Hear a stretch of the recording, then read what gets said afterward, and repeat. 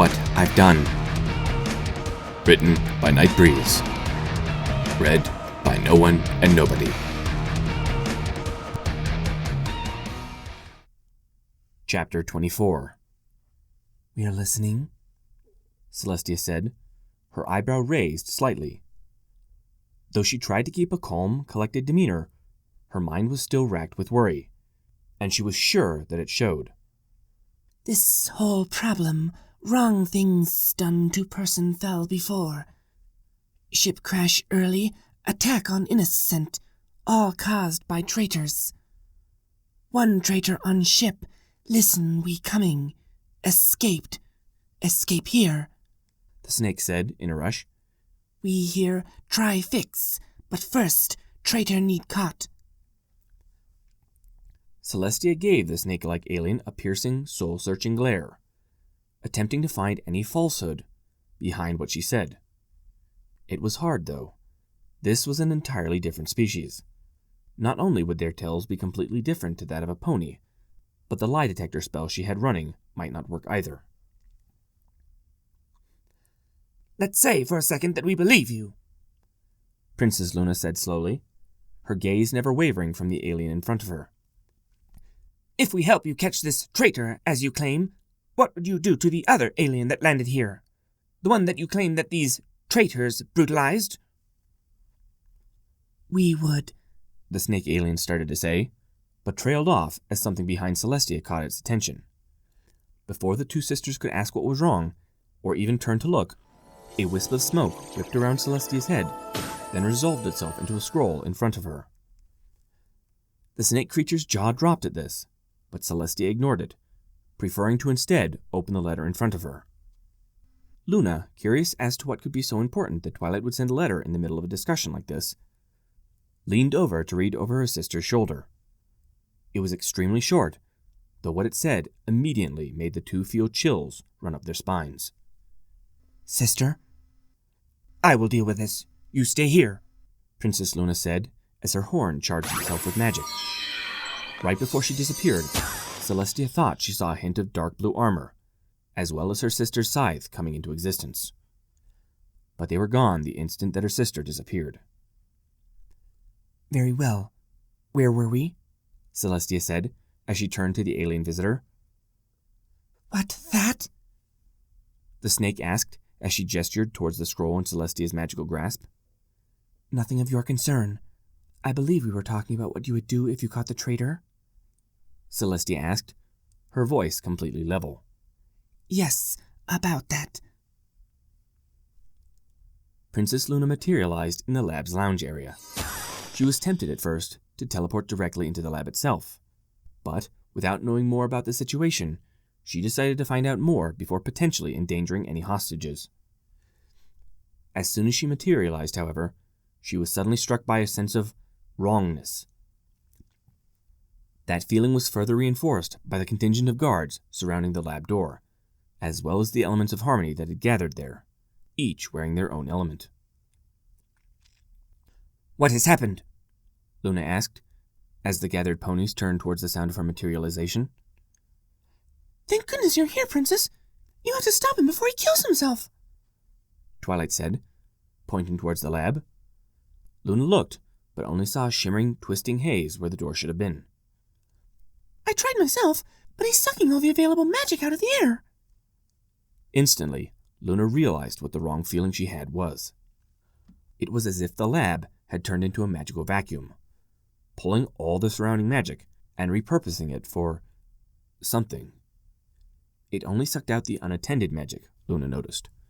Magic that belonged to someone, such as Luna's own personal magic field, was untouched. However, it would be difficult to cast even the simplest of spells for a normal pony in these conditions, since the usual method of casting involved drawing in magic from the atmosphere and using your own mana to shape it. However, Luna wasn't a normal pony, and she had other places to draw magic from. "Every pony get back! Guards, evacuate this wing now!" she shouted as she called upon her link with the moon. Instantly, a wave of magic poured into her, which she quickly shaped into a protective shield to allow her to cross the barrier. Then, with a hesitant gulp, she stepped through the shimmering wall before her. It was like she had entered an entirely new world. Lightning arced from the ceiling, causing black marks to appear where they struck. Shapes seemed to claw at the edge of her vision, demanding her attention, yet disappearing when she looked. Objects appeared to distort and move, or flicker in and out of existence. And, to top it all off, a looming bipedal shape seemed to be forming near the center of the maelstrom. All of these things she ignored, however, in favor of concentrating on the small, unassuming form that was hunched over the one stable writing desk. He seemed to be working on something, but whatever it was hidden by his hunched-over form and the storm of magic that raged around them. Carefully, Luna made her way across the room, dodging the occasional flying object or piece of furniture that decided to phase back into this reality. Suddenly, without warning, the human's head shot up, and he called out in his language for something. Before Luna could even think about trying to translate what he said, she felt something shatter into a million pieces on the back of her helmet. She didn't let this stop her, however, and drew closer to the human. Once she was close enough, she reached out for him, barely noticing that he had broken his quill at some point, and was using his finger in its place. Then, with a slight gulp, she reached out and touched the human, all while dropping the protection she had erected around herself. Instantly, the power vacuum broke. Objects stabilized, things stopped clawing at her vision, and the air stopped distorting itself. There was a loud clatter all around Luna, as various things fell to the floor, but she barely registered any of that as the human looked up at her. "Alex, please come back to us," the lunar princess said, hoping that what she had said was passable in the human's native tongue. As their eyes met, the princess was finally able to register his current state. He still wore his lab coat, as well as the leather pants he had made earlier, but both of those were now covered in ink, as well as a gray viscous substance. The liquid was also on the desk, in the form of gray handprints from where the human had touched it. What was most shocking, however, were his eyes. He looked like he had been crying, though that wasn't what gave her pause. No, what made her stop was the haunted, desperate look she saw there. The human looked back down at the paper, its contents completely illegible due to the smears of ink and gray that covered it, before drawing in a slow, steadying breath. He then said something disjointed and unintelligible, as he looked up at the lunar princess, before he broke down completely. Princess Luna hushed quietly as she encircled him with her hooves and wings, not caring that she was getting covered in whatever the human had managed to get on himself. The human started to tremble as mana shock set in, but a quick scan from her horn told her that he still had enough magic to keep his heart going. This was strange, especially seeing as how he had used far more magic this time around than last time this had happened. However, there apparently wasn't enough in his system to keep him awake, since he fell into a deep sleep not long after he had started crying in earnest. As soon as the human was fast asleep, the lunar princess gently leaned him back into his chair, all while she disentangled herself from his grip. She then took a few steps back and ignited her horn, intent on teleporting them both back to his room. "Is he going to be okay?" At this, Princess Luna nearly jumped out of her skin. She quickly turned around, only to be confronted with something she wasn't quite sure she believed. There, standing in the middle of the room, amidst piles of deconstructed golem parts and fallen tools, stood a creature that looked very similar to Alex in its general shape and stance. It was tall, standing at probably 7 feet, and was extremely lanky.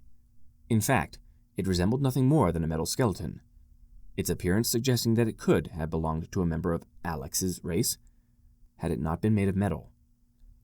Its joints were interesting, in the fact that it didn't have any. In their place were glowing orbs of red light, allowing the creature an amazing range of motion. Its bony ribcage housed what appeared to be a number of flat plates, whose faces seemed to be covered in small arcanite studs, as well as webs of thin, cryptic lines that spoke of patterns and reason far beyond the lunar princess's understanding. Atop this ribcage sat the creature's skull, its eye sockets shining with a faint red light that looked at her with what she could only assume was worry. "Who Who you? Princess Luna asked cautiously. The creature rattled off a long series of words, but Princess Luna barely caught any of it, since it spoke in a language she barely understood. It accompanied its words with some gestures as well, but they seemed clunky, unpolished. In fact, the whole design, coupled with the warped parts and scrap that surrounded the creature, gave it a very unfinished feel. Slow, please. I'm not good speaking, Luna said as she waved a hoof at the creature. Please, just give name. Name enough now. Sorry about that, the creature said, its voice sounding hollow and metallic, yet strangely feminine. The golem then rattled off something else that was too much for the princess to follow, but before Luna could interrupt it again, the creature said something else, something much slower, allowing the lunar princess to understand the automaton. My name is Amelia. What happened in there, Twilight? If you don't mind me asking, Fluttershy said as soon as the 6 friends had gotten sufficiently far from the lab. Yeah, Twilight! I was just about to catch some Z's when Rarity runs up screaming about someone trying to cure her. Rainbow said as she landed in front of the purple unicorn. I really don't know, Twilight said, shaking her head a bit. I was in the labs with Alex, working on a way to get Starswell's omniscope to work. But then I started to feel really tired. The next thing I knew, I was lying on the floor, my head filled with fog, with Alex approaching me. Twilight shuddered at that. The recent memory of the human, covered in a gray substance, its claws out, and a collar around its neck, still quite potent. As it turned out, she needn't have worried. But still, she had caught a glimpse, just for a second, of what kind of monster the insect aliens had turned him into. You okay, Sugar Cube? Applejack asked, as she gently shook Twilight out of her trance. Yes, I'm okay. It's just the look in his eyes. I've never seen that look before, Twilight said quietly. It was true. Even when facing her most deadly foes, none of them had even come close to the look that lurked behind those human eyes. They hadn't sparked with mischief like Discord's had. They did not carry that cocky arrogance of Queen Chrysalis, nor did they carry the hatred and jealousy that Nightmare Moon's did. In fact, those eyes hadn't carried any emotion at all. Only an intent. It had passed as soon as she had seen it, but its message had been clear. The only thing those eyes had promised was death. Whatever do you mean, darling? Rarity asked as she stepped closer. I don't know, but I'm worried now. Before, I had only thought of him as the survivor, the one who had done terrible things against his will. I've never actually thought of him as capable of hurting anyone, if he could help it. But now? Twilight drew in a shuddering breath. Now I'm not so sure. You are right to be worried, though not of what he might do to others, a voice said from behind her, drawing the gathered pony's attention back towards the direction of the lab. There, standing in the lab door, was Princess Luna. She looked tired, and she had decided to remove the armor she had arrived in, but otherwise she looked fine. Princess, is he? He's going to be fine. I have already teleported him back to his room, where he is currently sleeping, the princess said, waving off the worry that was being directed towards her. As I was saying, though, we should not be worried as to what he may do to others. Twilight looked at the princess skeptically at that. Princess, I'm not sure you understand. He's a killer? Princess Luna finished for her. The princess then sighed in exasperation when Twilight nodded, and the ponies that surrounded her gasped in horror. Tell me, young ones, do you know what happened when he and his kin broke free from their masters? Didn't you say something about there being fighting and killing? Applejack asked quietly, to which Fluttershy timidly hid her head under her wing. Yes, but do you realize what that entails? Princess Luna asked pointedly. When all she got was silence, She sighed again, then straightened up and looked each one of them in the eye in turn before continuing. The way they fought was both brutal and without mercy. They had none left to give after the horrors they had been forced through. And so they stalked through the ship, hunting down their prey, neither asking nor giving quarter. They struck, they fought, and they slaughtered their captors. On that night, they truly became the monsters that they had been transformed into. Fluttershy eat at those words and began to tremble, while the others took a nervous step back, their gazes now locked on the lunar princess. That is, they all took a step back, with the sole exception of Rainbow Dash for some reason. But, Princess, I don't understand. If he's such a monster, why are we letting him run free like this? Asked Applejack, clearly shocked at the princess's actions.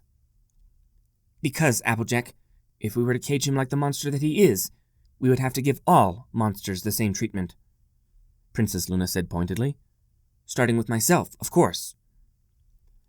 This immediately got every pony's attention, their eyes all riveted upon the lunar princess.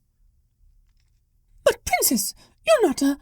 Rarity started to say, dismissing Luna's words outright, but was interrupted when the princess's horn began to glow.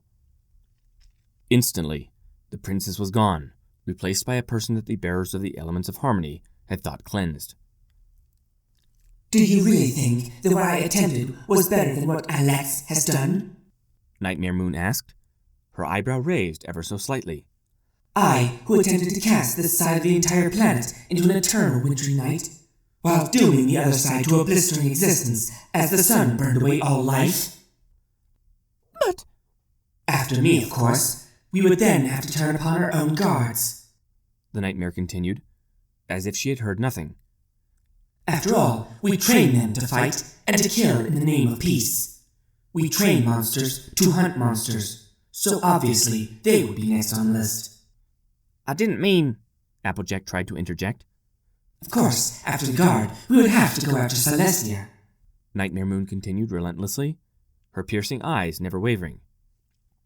After all, she has fought, killed, banished, and imprisoned quite the number of creatures, all in the name of justice and peace.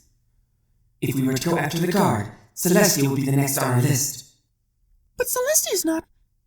Finally, the only monsters that remain are those that profit from all the monsters being locked away, Nightmare Moon continued, her eyes still boring into the assembled ponies. After all, to gain from the monstrous activities of the ponies we've imprisoned is also monstrous. Princess, that's going too far, Twilight said, finally getting a word in. Yes, it is. My point is that yes, he may in fact be a monster. But sometimes we need monsters like him. Monsters who are capable of fighting the real monsters that exist in our world. The monsters that would destroy the innocent without cause or provocation, the princess said sadly. She then took a deep breath and slowly let her disguise fall. What's even more important, however, is that sometimes even the worst of monsters may seek redemption for what they've done. Do you think it's possible? The one who was once so wicked, so ruthless, might one day find forgiveness for what they've done? Of course it is, Fluttershy said, her voice piping up as she stood up straight and tall. She then withered a bit when she realized that every pony was looking at her. I mean, that is, I think that they can. Good, because right now, there is somebody here that needs that more than anyone, Princess Luna said kindly. More importantly, however, is that he needs friends. He needs ponies to show him that he doesn't have to be alone anymore, that he can open his heart and his pain to those around him. Because, in all honesty, I'm not sure if he's even capable of shouldering it all by himself anymore. At this, Twilight's face became filled with determination. She then turned towards her friends, a grin on her face. She's right, girls. We need to get... Twilight started to say, but trailed off as soon as she realized some pony was missing. Some pony important. Where's Pinkie Pie?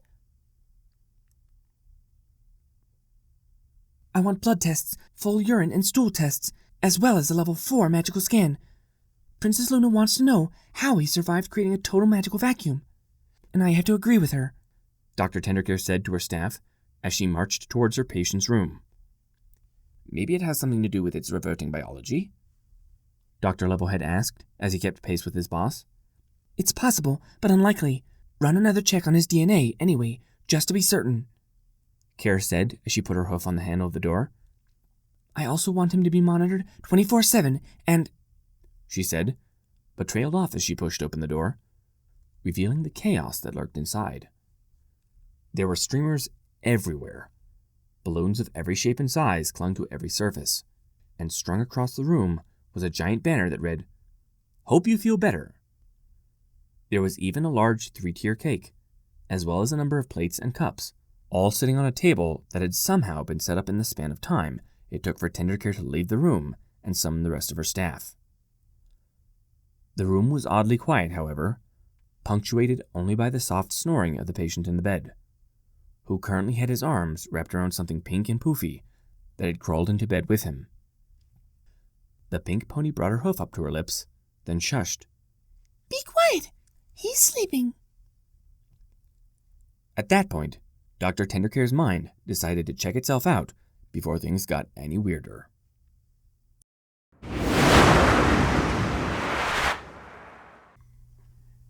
If you're enjoying this reading, consider checking out the non-copyright infringement version available on Amazon Prime. See link in video details for more information.